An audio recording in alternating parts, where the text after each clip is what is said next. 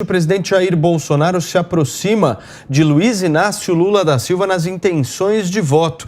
A tendência foi divulgada hoje em levantamento pela Poder Data. Nós estamos aqui ao vivo para todo o Brasil e seja muito bem-vindo você também que nos acompanha pelo rádio. São 5 horas e 38 minutos. A gente está conversando um pouco sobre essa nova pesquisa Poder Data lançada hoje. Vamos aos números então. Em simulação no primeiro turno, como nós vamos ver agora na tela, Lula tem 41% das intenções de voto, seguido de Jair Bolsonaro com 30%, Sérgio Moro com 7%, Ciro Gomes apresenta os seus 7% de intenção de voto, João Dória 2%, André Janones, deputado do Avante, tem os seus 2%.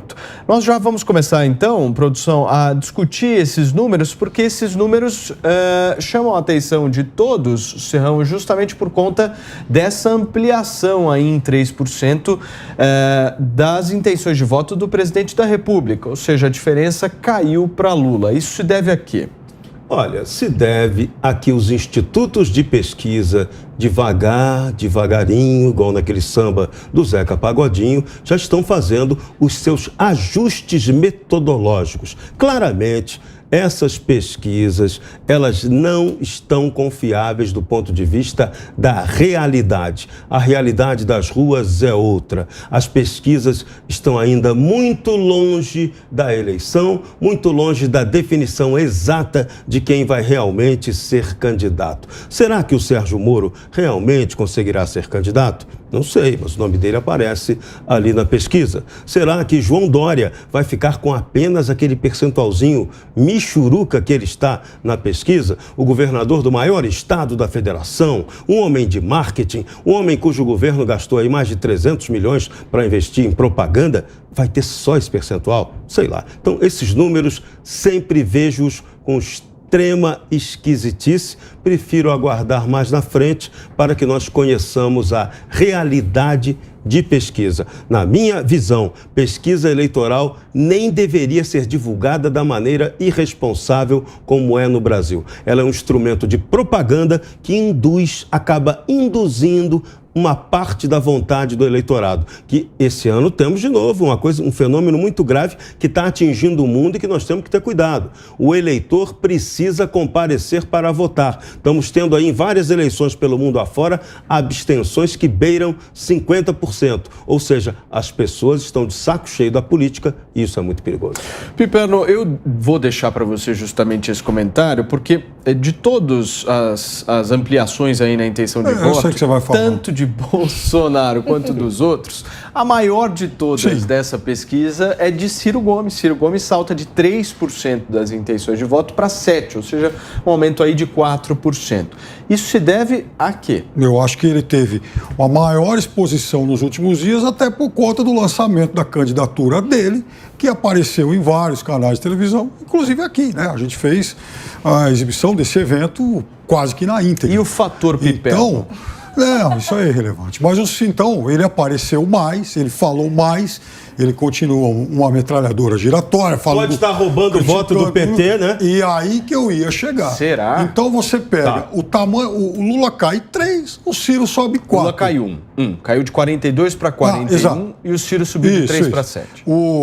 Exatamente, a diferença dele para o Bolsonaro cai em 3. Então, o Ciro, ele vai... O crescimento dele é travado exatamente pela fidelidade do eleitor petista e da maior parte do eleitor de esquerda ao Lula. Então, não é fácil ele conseguir penetrar nesse núcleo duro aí. E é difícil ele roubar os pontinhos. Ele vai, e isso eu defendo desde o começo, ele vai ter mais êxito se ele também fizer algum aceno ao eleitor de centro, ou um eleitor centro-conservador moderado. Então, é aí onde ele pode tentar alguma coisa. Agora, se ele continuar batendo exclusivamente no presidente, no ex-presidente Lula, é claro que o caminho dele vai ser muito mais difícil. Agora, Paulo, deixa eu fazer uma pergunta para o Rodrigo Constantino. Por favor. Rodrigo Constantino, será que o nosso camarada presidente da China, Xi Jinping, prefere o Ciro Gomes ou Luiz Inácio Lula da Silva? Pois é, pelo acordo formal que tem, inclusive, de apoio e grana, parece que prefere o PDT, né, do Ciro Gomes. Mas estaria muito bem também, o Lula andou elogiando, o PT volta e meia elogia o modelo chinês, né? Eles adorariam impor isso ao Brasil. É curioso que eu anotei aqui o que o Piperno disse, né? A fidelidade da maior parte do eleitor de esquerda é com Lula. O que isso diz sobre a esquerda brasileira, né? Lula é um ladrão, todo mundo sabe. O que isso diz sobre a esquerda brasileira, né? Uma coisa impressionante. Hoje estava o Lula postando lá uma foto ao lado do Boulos, e ambos tendo que sorrir, né? Imagino a conversa no pé de ouvido, assim, eu prefiro o Haddad, seu safado, mas ontem tem que era ir o Bolsonaro e o garotinho, né? Que eu até citei aqui, imagina o papo. Mas né? olha a cara do Bolsonaro, olha o body language do Bolsonaro lá do garotinho e compara com Boulos com Lula. Rosinha, Antônio Garotinho. O constrangimento do Bolsonaro e a necessidade de Lula e Boulos não. Lula e Boulos é unha e carne, porque o Lula não consegue manter por muito tempo a máscara do Alckmin. Ele não consegue enganar muito tempo, porque ele é alguém moderado. O Piperno quer que o Ciro Reto Escavadeira Gomes, tente convencer um eleitor de direita, conservador, moderado. Em que planeta que vive a esquerda no Brasil? É hilário. Então, Paulo, assim, já que me foi passada a palavra, né, rapidamente, eu também desconfio muito dessas pesquisas, acho que está muito cedo. O Instituto Paraná também divulgou, parecido, né? Lula 40, Bolsonaro 30, Moro 10, arredondando é isso. Eu não consigo enxergar esse favoritismo todo de 40% do cara que não consegue sair às ruas, e acho que a tendência é o gap ir fechando. Aí, pasmem, coincidentemente, daqui a alguns meses vamos ter algo muito mais próximo ali, muito mais empate técnico, né? Por que será que vai acontecer isso? Eu não sei. Alguma coisa vai mudar no país ou alguma coisa vai mudar na metodologia dos institutos. Ô, Constantino, só uma coisa muito rápida, vai. A reportagem do jornal Estado de São Paulo de hoje. Republicano se afasta de Bolsonaro e fica dividido entre Moro e Lula. E aí citando exemplos, de parlamentares que já estão procurando outras alternativas. E o Lula mesmo, nesses próximos dias, tem uma conversa agendada com o Kassab. Então não está fácil o Bolsonaro manter esse pessoal antes fiel, como no caso aqui do Republicanos. Escuta. Não, o Kassab todo mundo já sabia. Não, o Kassab não, falei. Então também republicanos, esse que está se mandando. O Kassab estava naquele jantar com o Temer, o Kassab articulou aí, o Pacheco é uma marionete dele, o Kassab articulou muita coisa contra o governo Bolsonaro aí nesses últimos meses. Agora os republicanos não. E o Lula está desesperado atrás do Michel Temer, que é uma reunião para o mês que vem, para ver se o Temer vem para o lado dele. Mas acho que não vem não, hein? Não duvide. Muito bem, são 5h45. Eu queria ouvir um pouco a avaliação de vocês justamente sobre uma notícia que saiu hoje da possibilidade de federação do PSDB de João Dória com o MDB de Simone Tebet. O que muda no jogo, Bruna? Nossa, como a gente estava até conversando nos bastidores, né? Tira a Simone Tebet como de nome de presidenciável, mas mais do que tudo, né? Deixa muito claro qual é a origem do PSDB. PSDB e MDB são partidos muito próximos. Essa questão da federação, apesar de aparentemente, né, ir contra a identidade dos partidos, eu acho que ela é cogitada por grandes partidos justamente porque não há uma identidade. O que você tem é uma força de centro, e esse centro sempre jogou com a esquerda, e uma grande força de esquerda de vários matizes, né? Então é natural que essas pessoas consigam se coligar dessa forma, apesar de que é difícil imaginar como é que vai ficar o cenário político no Brasil com essas federações, porque vão travar todo o trabalho aí das municipais. Então é muito complicado, é muito estranho, né? Agora eu gostaria, já que o Piperno falou aqui dos republicanos, eu gostaria de trazer uma informação, Paulo, para que referenda um pouco, ou pelo menos dar um exemplo da desconfiança, do ceticismo, tanto do Serrão quanto do Constantino, com relação às pesquisas. E eu me refiro a um artigo de opinião publicado pelo ex-deputado federal Eduardo Cunha no Poder 360, justamente autor dessa pesquisa que saiu hoje. Saiu na segunda-feira e o nome do artigo é o seguinte: as pesquisas não captam o voto evangélico. E os resultados, diz o Eduardo Cunha, não são confiáveis. Segundo ele, o Bolsonaro derrotará Lula entre os evangélicos por ampla margem. Agora, o que quer dizer o Eduardo Cunha com esse artigo que vale vale a pena ser lido. Ele diz o seguinte: você só colocar nas pesquisas qual é a sua religião, você não consegue necessariamente, quando a pessoa informa a religião, ter noção da proporção sobre se sua amostragem, né, aqueles 1000 questionários que você vai considerar para extrair os percentuais da pesquisa, correspondem à força dos evangélicos no Brasil. É impressionante. Quem conhece o Brasil profundo, quem sai da cidade, quem viaja, entende aí que a igreja evangélica ela tem uma força extraordinária. E aí, quando a gente vê uma liderança aí como Cunha, que conhece esse mundo, né, falar algo assim, a gente consegue levantar a antena. Por quê? Porque, de fato, a gente percebe que o voto evangélico, uma coisa que você, Paulo, sempre ressalta aqui, mas e a economia? E o custo de vida que está alto? E o Eduardo Cunha, o que ele diz muito claramente nesse artigo é o seguinte: o que define o voto evangélico é muito mais a pauta de costumes. E pauta de costumes, a única pessoa que se posiciona claramente contra, por exemplo, indicar um cara como Barroso, me perdoem, viu, um grande, brilhante alma como o Barroso pro STF, que foi o que a Dilma fez, a única pessoa que se contraria uma coisa como essa é o Bolsonaro. Então, nesse sentido aí, os evangélicos eles estão muito conscientes do risco que representa a volta do Lula. 5h48. Piper. Bruna, se você quiser, depois eu vou te mandar esse link aqui, ó. Tá no artigo do Cunha que você vai me falar. Perfeito. Não. É assim, vários resultados de pesquisa aqui. Então, vamos lá. Lula alcança Bolsonaro entre evangélicos. Mostra Poder Data. Lula alcança patamar de Bolsonaro entre evangélicos. Entre os da amostragem, Piper, não é justamente isso que questiona o Cunha. Lula e Bolsonaro ficam empatados entre evangélicos. Por isso, foi bom o problema dessas pesquisas claramente é a metodologia. Explica. Ou seja, houve um universo de evangélicos e um tem 35, outro tem 35. Mas é justamente, eu recomendo fortemente a leitura porque é muito longo e muito detalhado o artigo do Eduardo Cunha. É interessante por quê, Piper?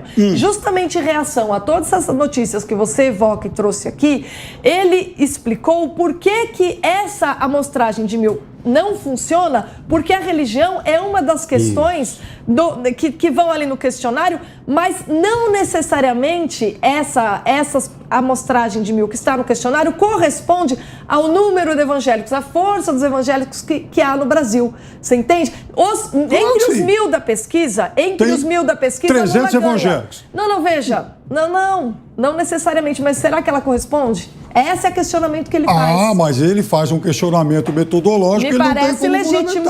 É um questionamento interessante. E a partir do momento em que você tem o Republicanos, o partido ligado à Igreja Universal, se dividindo e com um pedaço dele, uma fatia dele, manifestando o desejo de aderir ao Lula, eu diria para você que o argumento... Dá uma olhada em quem que eles estão chamando para ser deputados. Eles estão... Eu não vou dar spoiler aqui, mas... Nós temos mais alguns minutos de programa. Eu queria muito aproveitar e também falar da questão de Sérgio Moro. Porque Sérgio Moro, no dia 19 de dezembro, tinha seus 7%. E em 16 de janeiro deste ano tem o acréscimo aí de 1 ponto dentro da margem de erro. E agora, nessa pesquisa, ele volta aos 7%. Ou seja, nem cresceu, nem... perdeu aí intenção de voto. O que representa isso, Constantino? Não, o Moro vai ficar patinando em um dígito. Né? Isso aí está meio dado, na minha opinião. Ele se associou às pessoas erradas, adotou o discurso errado, está numa sinuca de bico, numa incoerência ambulante para tentar se vender como um bom ministro de um governo que ele demoniza, que está tudo perdido ali. Agora, 10 pontos percentuais não vão para o Lula. Então, certamente, aquele que vota, que diz que vai votar hoje no Moro, tem uma inclinação muito maior a anular ou votar no Bolsonaro. Ele tem nojinho do Bolsonaro, ele não gostou do Bolsonaro na pandemia, ele aderiu a esse discurso da mídia, abutre, mas no frigir dos ovos ali no final do dia, quando aparecia a carranca feia do petismo, o Lula ladrão, o vermelho do Foro de São Paulo e da Venezuela, ou o Bolsonaro, a maioria tende a votar no Bolsonaro, assim como a comunidade evangélica. Veja, eu até concedo aqui que o Piperno tem um ponto. Eu palestrei esse final de semana para uma grande igreja evangélica de Brasília, e eu percebi ali que há algumas dúvidas, algumas pessoas já assim, querendo pular fora do barco bolsonarista e tudo. Mas quando você começa a falar de pautas de costumes, de guerra cultural, de temas como essa agenda toda nefasta da esquerda progressista fofa, né, as pessoas voltam à razão. Então eu imagino que na hora que tiver ali só Lula e Bolsonaro, isso vai pesar e vai pesar muito. Fala, Piperno. Não, eu quero dizer para o Constantino o seguinte, então as pesquisas apontam que Moro tem mais ou menos o mesmo tamanho que Ciro. Da mesma forma que há uma tendência da maior parte dos eleitores de Moro embarcarem numa canoa bolsonarista em um eventual segundo turno, do outro lado também o movimento é parecido em relação a Lula. Sim, e aliás, a diferença é que o Lula não tem 40. Eu vou isso aí te tá dar... certo, essa sua análise. Só que o Lula não tem 40. Bota 20 pro Lula. Não, ele tem bem mais de talvez até bem mais de 40. Agora eu só quero te dizer uma coisa. Até para te deixar um pouco mais feliz. Então. Você sabe que alguns levantamentos, eles pedem para que o eleitor aponte sua segunda opção. No caso dos eleitores de Ciro, os últimos levantamentos que eu vi mostram que 60% apenas votariam no Lula. Os outros 40% se dividiriam entre os demais candidatos e gente que não vai votar, gente que votaria em branco. Da mesma forma, imagino que aconteça com o Moro. Então, esse movimento ele não é tão automático assim. A gente está falando de fatias expressivas dos eleitores, do Moro que ficam com o Bolsonaro e de Ciro com Lula, mas não pacote fechado. Fala, Constantino. Concordo. O problema na sua análise é só o peso que você está dando para intenção de voto no Lula. Isso é que está errado. Mas não sou eu quem dá, são as pesquisas. Quem sou eu? Sim, mas está errado. Estão dobrando a verdadeira quantidade de intenção de voto dele. Lula tem aí uns 20, 25. Na Islândia, na eleição da Islândia. 60%. E Bolsonaro tem 30% e vai receber aí uns 6 pontos dos que vão votar no Moro. Faz a conta, é mais ou menos essa realidade. Contabilidade criativa é isso aí. Fala, Serrão. Chama atenção em um ponto para a gente pensar na cama. Tweet rápido. Depois do Covidão, será que o nosso cadastro eleitoral está tão correto? Será que os eleitores são esses mesmos? Esse perigo de abstenção nessa eleição pode ser um fator que pode beneficiar até as fraudes. Durma e pense.